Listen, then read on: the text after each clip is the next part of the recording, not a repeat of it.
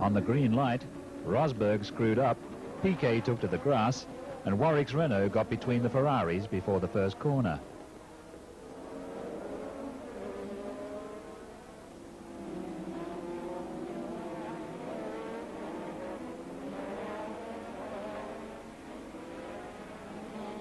The three of them finished the race in that order, Alboreto, Warwick, Arnoux, but there were some adventures on the way. Winkelhock, indecently fast in the old... Cheever, who had driven his Alfa well up to 5th place, was ill rewarded. Cheever stayed cool, but he had to jump ship, having discovered fire in the engine room.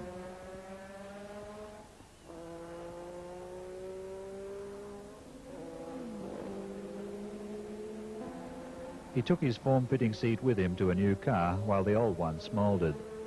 Piquet was on the pole again, but when the green light went, Lauda's McLaren was slow getting away, and Prost led Piquet into the Tamburello, followed by the two Renaults with Arnoux' Ferrari between them. This was some consolation for the Tifosi, who had been thrown into despair by the horrible sight of Alboreto starting from 13th place owing to trouble in practice.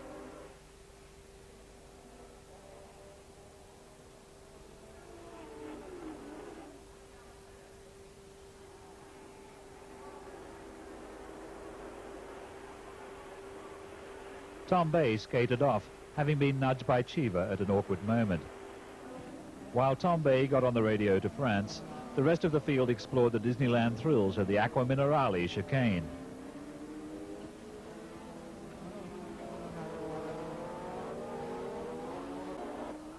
Cheever made a pit stop to fix the flat he incurred when hitting Tom Bay.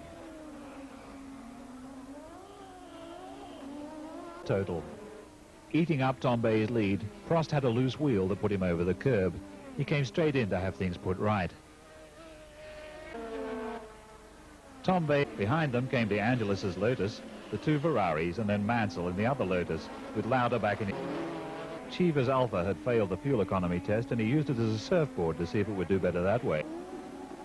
At the light, however, the third qualifier, Nigel Mansell, thought he saw a gap between the two front runners. There was a gap there, but it was a few inches narrower than a Lotus. The result was a major shunt. Mansell got away safely behind De Angelis and Prost, but Piquet was back where he'd started with Shearer's arrows T-boned dolefully into him. Alboreto's Ferrari wasn't doing very much either. Doomy-looking flags went out, which gave the watching world time to look at the action replay. No whit abashed.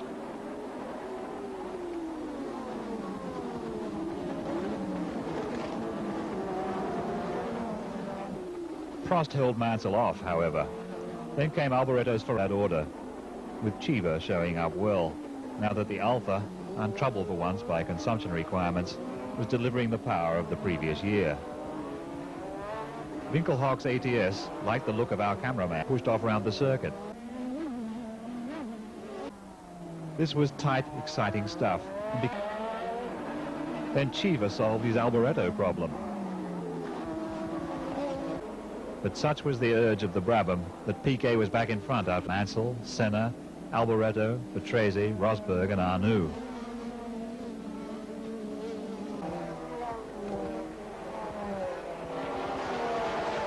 Prost, Tom Bay, De Angelis, Warwick, Rosberg, Lafitte and Alboreto.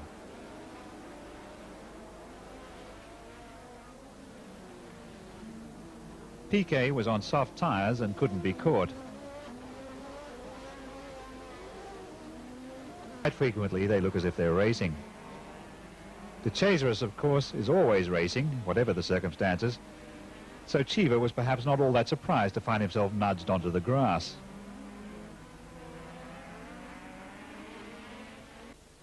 The frustrated Cheever also packed it in.